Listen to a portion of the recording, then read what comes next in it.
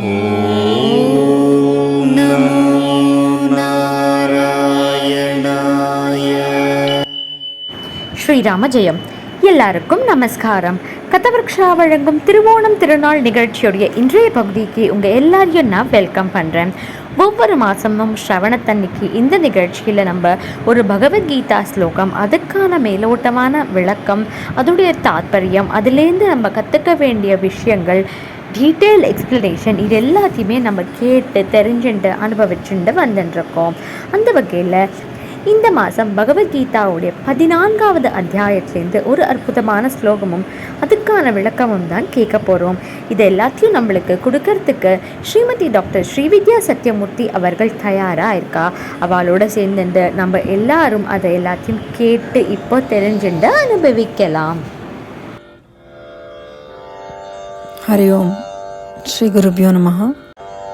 We discussed in the last episode an introduction to the three gunas and how Lord Krishna told Arjuna that he must transcend the three gunas and go beyond. However, what are the three gunas? Why are they important in our understanding of the self? We will now move to chapter 14, where Lord Krishna gives a detailed account of the three gunas and how they relate or explain the relationship between the material, prakriti, and spiritual purusha aspect of each of us. First, let us listen to the verse. Om Harihi Om Shri Gurubhyo Namaha. Harihi Om Shri Krishna Paramatmane Namaha. Smt. Geetha Atha Chaturtashodhyayah Gunatraya Vibhaga Yogah.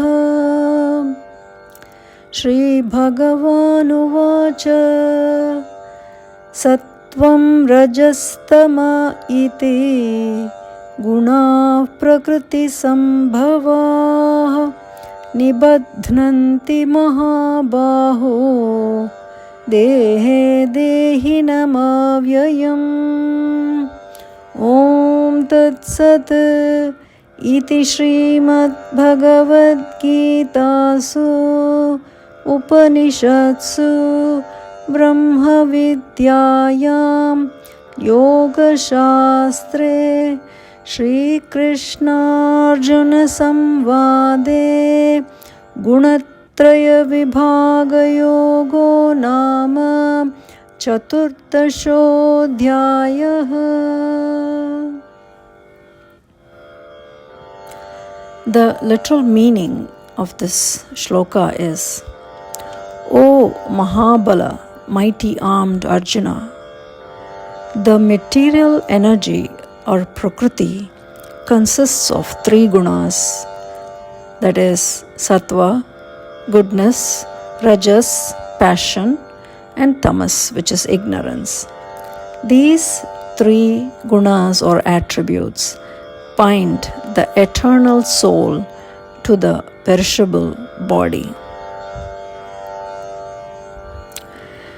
To provide some context here, Lord Krishna in the earlier verses from chapter 14 explained that the self is perfect and complete by itself and naturally moves upwards, but it is dragged down by the heavy weight that is tied to it in the form of the body. All forms of life are born from Purusha, which is the self, and Prakriti, which is the material body. Briefly, he explained in these earlier verses that Prakriti or nature is the womb or mother that nurtures life, but the life itself is He, the Brahman, the Purusha. Lord Krishna also explained that He is the Father of the entire universe, as it is only the life that He infuses into Prakriti or Mother Nature that makes it dynamic and helps to manifest into a splendid universe. Even in another chapter, in the 9th chapter, Lord Krishna said, Pitahamasya Jagataha Mata Dhata Pitamahaha.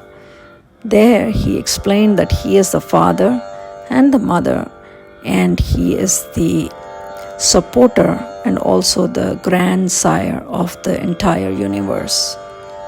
Here again he reiterates that Mula Prakriti needs the seed of the Purusha to give life to the entire universe or cosmos. And then Sri Krishna further goes on to explain in the next few shlokas of chapter 14 how Prakriti binds the soul. So, although it is divine, the identification of the soul with the body ties it to the material nature, the world of samskaras, ideas, thoughts, actions. They are the Prakriti or nature, which is controlled by the gunas, which are called as Maya by Vedanta. There is no exact translation for the word guna, but guna can be called as an attribute. The material energy possesses these three gunas, that is, sattva or goodness, rajas or passion, and tamas or ignorance. So the body, mind, and intellect that are made from Prakriti also possess these three attributes. These are the ones that experience the pleasures and pain and therefore dominate the self.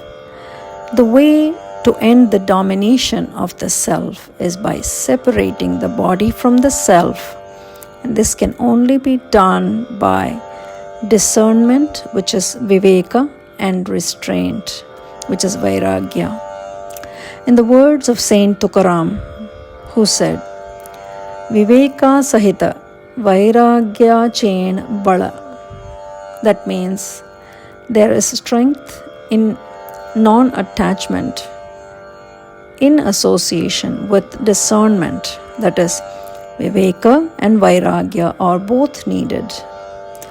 For example, in a boat, the oars propel the boat and the rudder gives direction, and both are necessary.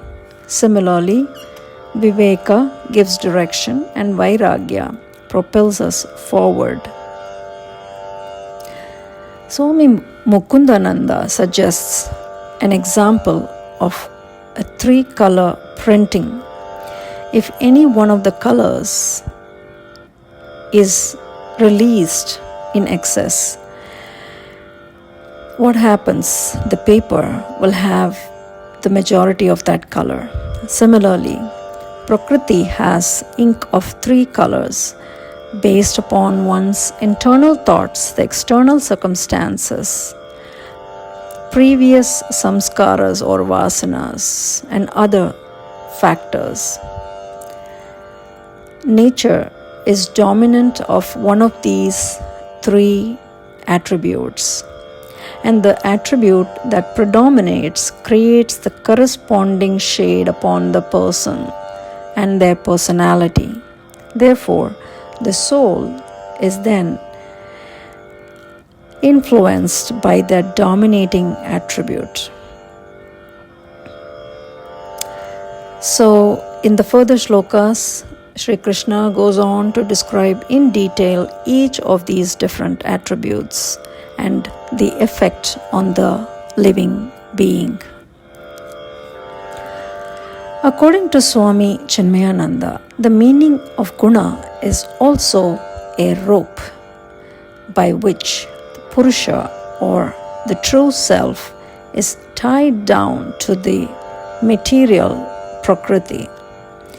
Every human being needs to play under the influences of these three gunas, and they can present with innumerable combinations and permutations in the environment of life that is ever changing.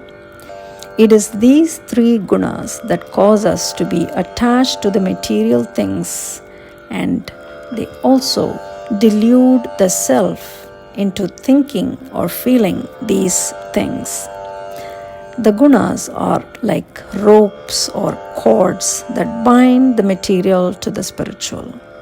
So as we understand the gunas, we get a better understanding of how the gunas bind us to the material, and until we are able to understand this concept, one cannot begin to free ourselves from the shackles of our own imaginations and delusions. The self, which is occupying the body, gets so deeply to identify and attach itself to the body, and it forgets the indestructible and infinite nature of itself. Sri Ramakrishna Paramahamsa has shared his story of the three gunas. A merchant who had some valuable things was traveling alone, and he had to pass through a forest to get to his home that was in the city. On the way, he was attacked by three robbers who took away all his possessions. Then the first robber said, "Let us kill him, we don't need him."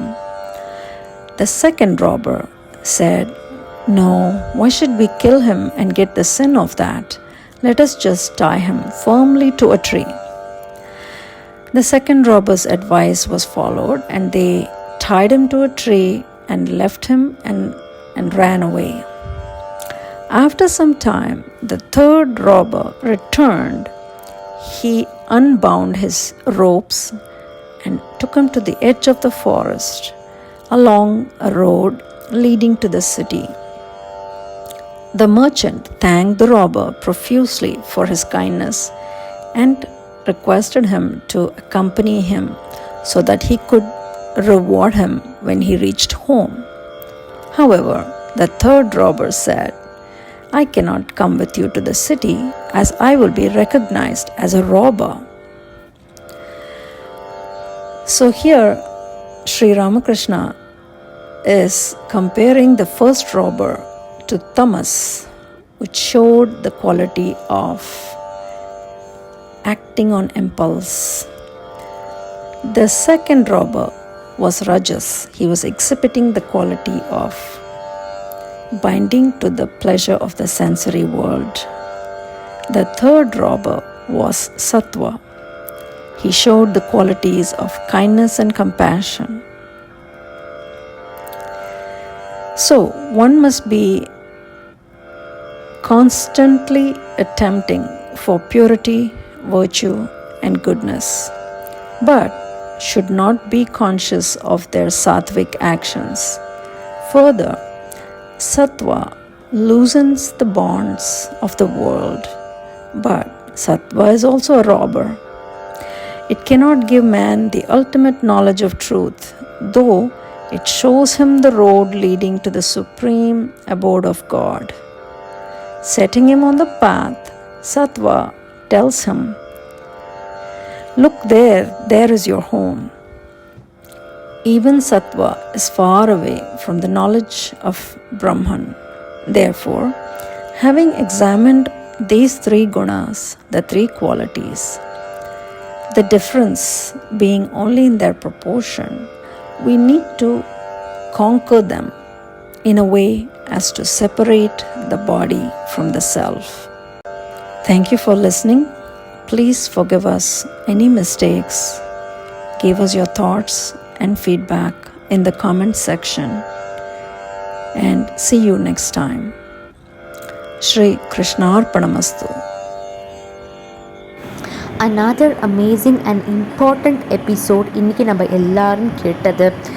பிரகிருதி புருஷக இதுக்கான விளக்கங்கள், பிரபஞ்சமே அந்த பகவான் தான் அப்படின்றது, சத்வம் ரஜஸ் தமஸ் இந்த 3 குணங்களுடைய முக்கியத்துவங்கள், ஒவ்வொரு விஷயங்களும் ரொம்ப அற்புதமாக நம்ம எல்லாருக்கும் தெரிஞ்சுக்க வேண்டிய விஷயங்களாக ரொம்ப இன்ஃபர்மேட்டிவான எபிசோடாக இன்னையோடைய கீதா எபிசோடு அமைஞ்சது.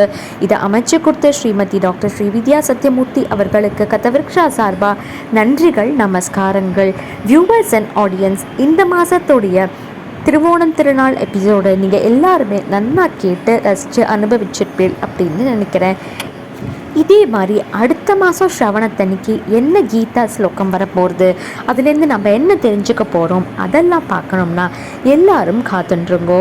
உங்கள் கதவிருக்ஷா சேனலில் இன்னும் நிறைய நல்ல நிகழ்ச்சிகள் வந்துட்டே இருக்குது.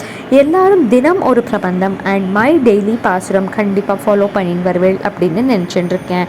அது மட்டும் இல்லாமல் அடுத்த வெள்ளிக்கிழமை, அதாவது ஆடி மாதம் முதல் வெள்ளிக்கிழமையிலேருந்து வெள்ளிக்கிழமை தாயார் சிறப்பு நிகழ்ச்சியை மறுபடியும் தொடங்க போகிறோம். எல்லாரும் மிஸ் பண்ணாமல் அது எல்லாத்தையும் பாருங்கோ. முக்கியமான தாயார் க்ஷேத்திரங்கள், தாயாருடைய விசேஷங்கள், இது எல்லாத்தையும் தெரிஞ்சுக்கோங்க. உங்கள் எல்லாரையும் மறுபடியும் நான் சீக்கிரமே சந்திக்கிறேன். அது வரைக்கும் நமஸ்காரம்.